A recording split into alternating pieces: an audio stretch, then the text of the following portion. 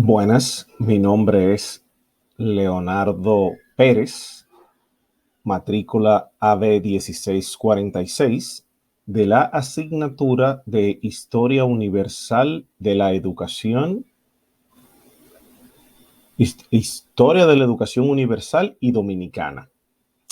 En esta ocasión les estaré hablando de la educación del hombre medieval. Y lo vamos a dividir en tres partes: escuela monacal, escuelas parroquiales y escuelas palatinas. Vamos a comenzar con una frase, esta exposición. Si no conoces la historia, es que no sabes nada. Michael Crichton.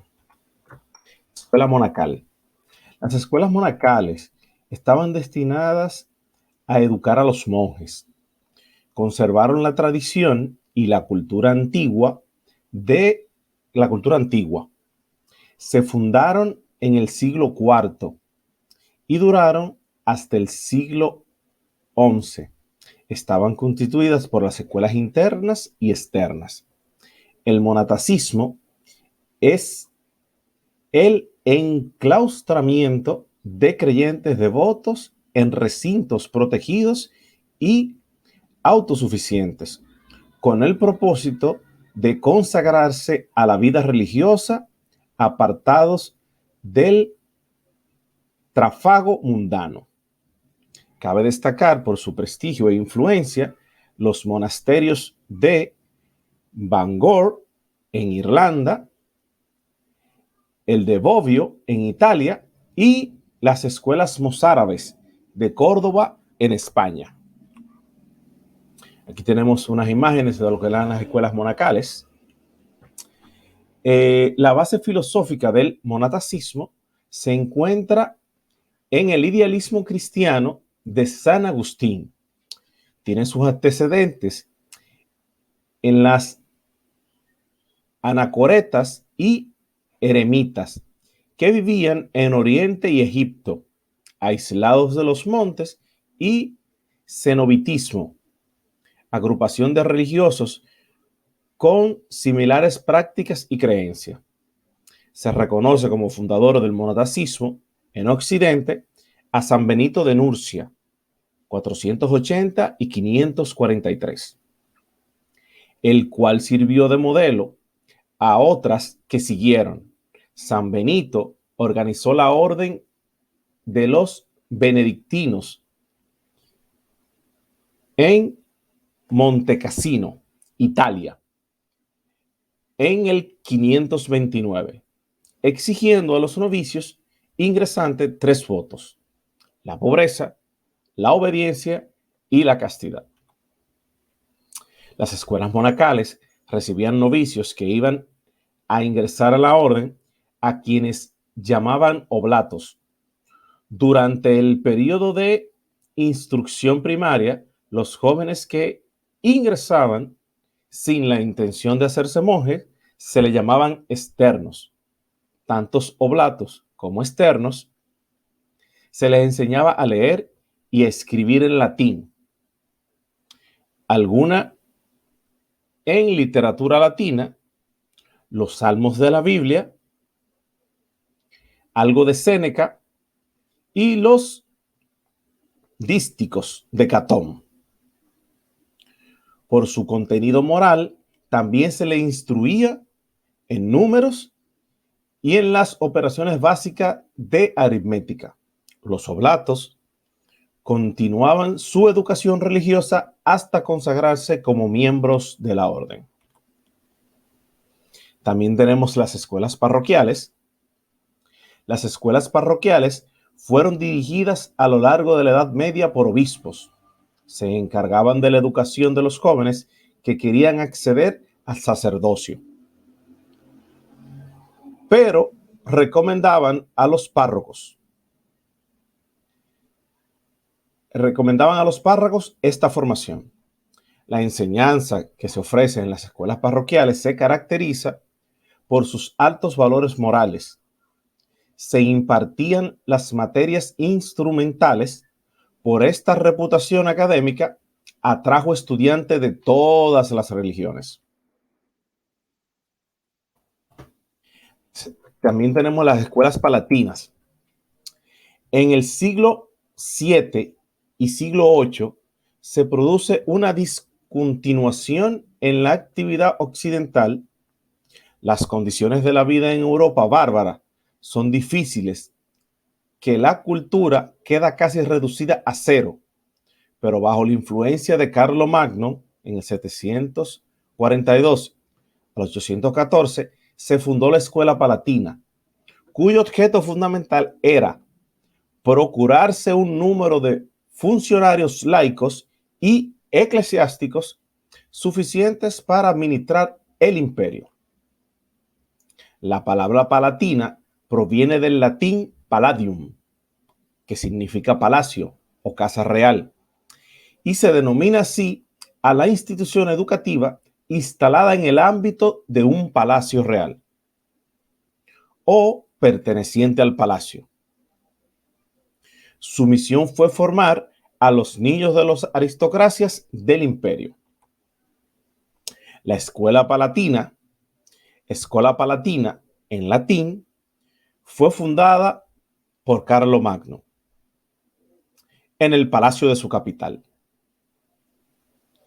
Aquisgrán, durante el denominado Renacimiento carolingio, un periodo del florecimiento intelectual durante la Alta Edad Media. La escuela palatina era parte del plan de hacer renacer la cultura, fortalecer su imperio. Se convirtió en el centro educativo más renombrado de la época y sirvió de ejemplo para la creación de otras escuelas, como las carolingias. La escuela palatina fue dirigida desde 782 por Alcuino de York, un clérigo procedente de Britania, que contó con la ayuda de algunos de los más prestigiosos sabios de la cristiandad latina. Ninguna de las dependencias del palacio funcionaban como un espacio fijo de la escuela, aunque existía una biblioteca y un scriptorium, es decir, un lugar para escribir en donde se producían manuscritos y se guardaban los archivos. El escritorio también funcionaba como escuela de escritura, donde trabajaban un grupo de copistas. Un dato para resaltar o decir en esta exposición es que la escuela palatina del siglo IX fue construida por un único alumno, Belliken. Y hasta aquí la exposición. Muchísimas gracias. Muy buenas noches, mi nombre es María Virginia Rodríguez, matrícula 136-3559. Yo voy a continuar hablándoles sobre lo que fue la educación del hombre medieval. Yo les voy a hablar sobre las escuelas catedralicias, la educación caballeresca y las escuelas gremiales. Vamos a empezar con las escuelas catedralicias. Una escuela catedralicia o escuela episcopal es una institución de origen medieval que se desarrolló alrededor de las bibliotecas de las catedrales europeas. Las escuelas catedralicias deben su nombre a su vinculación con una iglesia catedral de una diócesis particular de la Iglesia Católica, y su vocación era la formación superior de los candidatos de la diócesis al estado clerical. Eran complementarias de las escuelas parroquiales o de las enseñanzas de los conventos, que eran más básicas. Después del siglo XI, las catedrales que se venían erigiendo en las ciudades de Europa abrieron escuelas que con el tiempo desplazaron a los monasterios como centro de educación superior y de cultura. A estas escuelas se le denominaban escuelas catedralicias. Acudieron a ellas en gran número de jóvenes interesados en seguir la carrera sacerdotal como parte del clero secular, y muchos otros buscando aprender las cosas que los monasterios no les habían enseñado. Tanto creció el número de estudiantes en muchas de estas escuelas que el obispo tuvo que nombrar un canciller para que se ocupara de la instrucción. La demanda de maestros dio lugar a la profesionalización de la carrera docente. Al recibir las escuelas catedralicias permiso papal para otorgar el título de licencia docente, o sea, licencia para enseñar, que facultaban para enseñar en el área de las diócesis. Posteriormente, el Papa permitió a las escuelas más renombradas conceder la licencia docente para ejercer el magisterio más allá de los límites de la diócesis. A los que completaban los estudios y fueran formalmente certificados por el canciller de las escuelas catedralicias y el obispo, se les enseñaban las artes liberales. Ahora vamos a ver lo que era la educación caballeresca. La tendencia en el feudalismo era transmitir los feudos de padre a hijos. Los segundones no podían aspirar a la sucesión. Aprender el oficio de las armas y entrando al servicio de algún poderoso podían esperar el galardón de una investidura. Nace de este modo la caballería y con ello el primer intento de una educación clasista, puesto que los aspirantes debían pertenecer a la sangre noble. La educación del caballero dependía de la corte a la cual debía obediencia feudal. Si servía a un señor amante de las letras, tenía la oportunidad de educarse en las letras y en las artes. En la educación caballeresca, el niño ingresaba como paje a los 7 años, en la corte del señor feudal o del príncipe, a quien debía obediencia feudal. Aquí aprendía a conducirse correctamente, dando el tratamiento social correspondiente a los miembros de la corte. Aprenden a expresarse con elegancia y estilo, aprende a cantar, a tocar instrumentos y aprende a montar caballo. A los 14 años pasaba a ser escudero, deja la corte y monta a caballo con un caballero encargado de su adiestramiento. Sus ocupaciones consisten en mantener las armas y la armadura de su señor en buenas condiciones. Aprende a usarla, practicar la equitación hasta convertirse en jinete experto y velar por las buenas condiciones físicas de las armas del caballero. También aprendía lo que era la jerárquica, que es el arte de identificar correctamente los escudos de las armas y los colores de la familia de sus comarcas. Ya a los 21 años era un caballero armado participando en justas y escamaruzas acompañado de su señor. Para culminar ya su adiestramiento se celebra una ceremonia, algo así como una graduación, al distinguirse el joven en combate, en una justa deportiva, en un lance de honor. Ahora vamos a ver lo que fueron las escuelas gremiales. Desde la época carolingia aparecieron asociaciones destinadas a la asistencia mutua y que tenían a la vez un carácter religioso. En ellas ingresaban personas de todos los oficios que pagaban una cuota para favorecer las necesidades de todos sus miembros. Cada cofradía contaba con un patrono, su templo propio y sus festividades. Los primeros en organizarse de este modo fueron los mercaderes. Los gremios tuvieron su jurisdicción y sus privilegios. Elegían anualmente a 4 representantes que debían hacer valer sus privilegios y monopolios a nombre de todos. En cada gremio existía una división y una jerarquización del trabajo. En la escuela gremial el alumno iniciaba como aprendiz a los 7 años, como un maestro de la profesión, unas veces viviendo en la casa del maestro y otras veces permaneciendo en su propia casa. Ya a los 15 o 16 años pasaba a ser oficial aprendiendo por el trabajo, los elementos de su oficio y de la instrucción. Su capacitación continuaba hasta adquirir el término de maestro, título este que se obtenía al pasar los exámenes. De ahí pasaba a ser directo del trabajo o se establecía de manera independiente. Hasta aquí ha sido mi exposición. Le voy a dejar con mi compañera que va a continuar. Muchas gracias por su atención. Hola, mi nombre es Cheryl Lara. Actualmente, en el primer semestre del 2023, estoy cursando la asignatura Historia de la Educación Universal y Dominicana. Pertenezco a la sección 70 del profesor Víctor Kovacs. Estaré abordando lo que es el tema de la educación medieval, enfocándome específicamente en temas como la escolástica, Santo Tomás de Aquino y las universidades. Durante la época medieval surge en Europa un movimiento intelectual muy importante, conocido como la escolástica o también como escolasticismo. Este movimiento buscaba aplicar la razón a las doctrinas teológicas de la época. Es por eso que se considera como una corriente de carácter teológico, pero también de carácter filosófico. El escolasticismo fue el pensamiento predominante durante la época medieval. Tanto así que a raíz de él se crea un método didáctico conocido como el método dialéctico. Este método consiste en hacer una pregunta, luego presentar opiniones contrarias hacia esa pregunta para finalmente sacar conclusiones.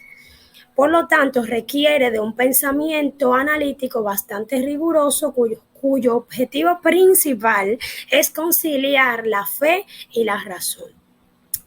La escolástica utilizó parte de lo que fue la filosofía grecolatina para lograr explicar las revelaciones cristianas. Y uno de los eventos más importantes que surgieron en esta época fue la aparición de los textos de Aristóteles, que se consideraba que estaban perdidos y que a raíz de encontrar esos textos fue que se desarrolló el escolasticismo. El escolasticismo o la escolástica tuvo sus características. Entre ellas están que creían en la armonía entre los fundamentos de la razón y de la fe. Los seguidores de este movimiento también consideraban que la filosofía era una especie de herramienta que ayudaba a la teología a explicar las revelaciones de la fe.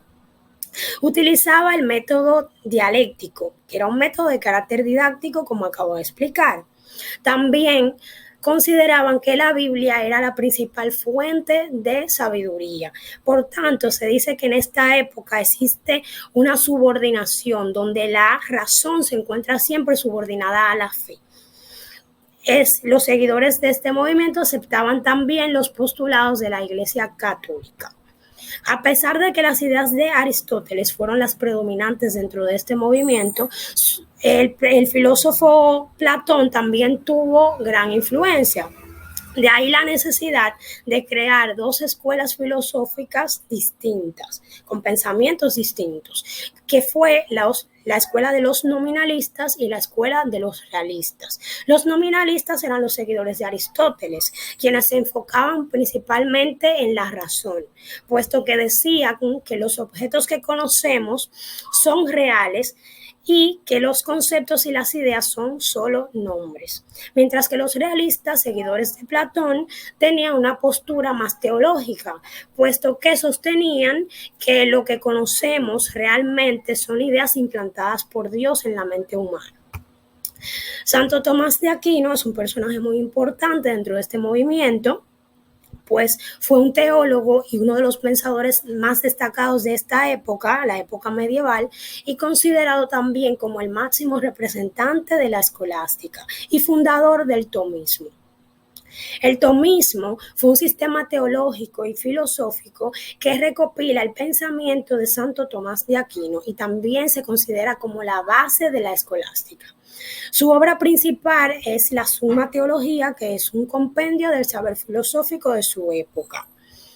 La educación basada en las ideas de Santo Tomás de Aquino tiene como objetivo principal la formación de buenos cristianos. Es por eso que en el currículum educativo se incluyen materias de diferente índole, pero también disciplinas que lleven a cultivar el intelecto y desarrollar también el espíritu. Todo esto integrado en un mismo cuerpo de conocimientos. Luego surgen lo que son las universidades. Las escuelas catedralicias dieron el origen a la institución más importante de esa época, institución cultural de conocimiento más importante de la época, que fue la universidad. Esta era una institución compuesta por estudiantes y maestros de distintos lugares. Contaban con ciertos estatutos y privilegios que les eran otorgados por el poder civil, pero también por el papado. Algunas tenían el respaldo de la iglesia, otros de la monarquía, y algunas no tenían ningún tipo de respaldo. El método didáctico que utilizaba esta institución educativa era la cátedra. Por de ahí que los maestros se llamasen catedráticos. La cátedra tenía 3 pasos fundamentales. La lectio, que era el primer paso, que consistía en leer y repetir de memoria un libro. La quaestio, que consistía en preguntar o cuestionar lo que ya se había aprendido. Y la disputatio, que era disputación, o sea, como que se discutía, se debatían, los estudiantes debatían entre ellos y también con el maestro.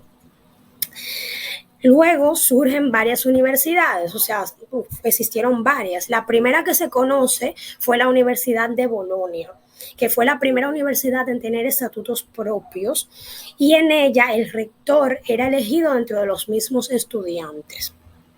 Más adelante surge la Universidad de París con el nombre de Colegio de la Sorbona y como una unión entre la Escuela de Notre Dame, la Escuela de San Víctor y la Escuela de San Génova. Luego, para que los estudiantes ingleses no tuviesen que desplazarse a Francia para estudiar, se crea la Universidad de Oxford en Inglaterra. Sin embargo, existieron disputas entre los maestros de esta universidad y luego por eso surge la Universidad de Cambridge, entre muchas otras que también surgieron en esta época. Entre los privilegios principales de las universidades están la autonomía. Quiere decir que las universidades tenían el poder de otorgar títulos. Los títulos que otorgaban era el título de bachiller, que se obtenía a los 15 años de edad. También luego se conseguía el título de licencia docente. Y por último, el título de doctor. Los que alcanzaban el título de doctor podían ser catedráticos de la universidad con todos los privilegios. La universidad también tenía el privilegio de tener carácter corporativo. Esto quiere decir que legalmente estaban constituidas, o sea, estaban respaldadas por la iglesia y por las costumbres de la época, o sea, tenían una base legal. Tenían carácter universal debido a que los estudiantes que integraban esta institución educativa provenían de diferentes partes y también que los conocimientos que se impartían no se limitaban solamente a lo teológico, sino que eran de carácter universal, pues eran de diferente índole. Y el último privilegio que tenían las universidades era la unidad lingüística, debido a que las cátedras que se utilizaban eran las mismas en todas las universidades, en el mismo idioma que era el latín en esa época, y también utilizaban los mismos métodos. Además de que los títulos o grados que se obtenían en una universidad eran válidos en otra universidad. Hasta aquí mi exposición. Espero que les haya gustado este tema tan amplio y tan interesante. Nosotros somos el grupo que estuvo a cargo de explicar la educación en la época medieval.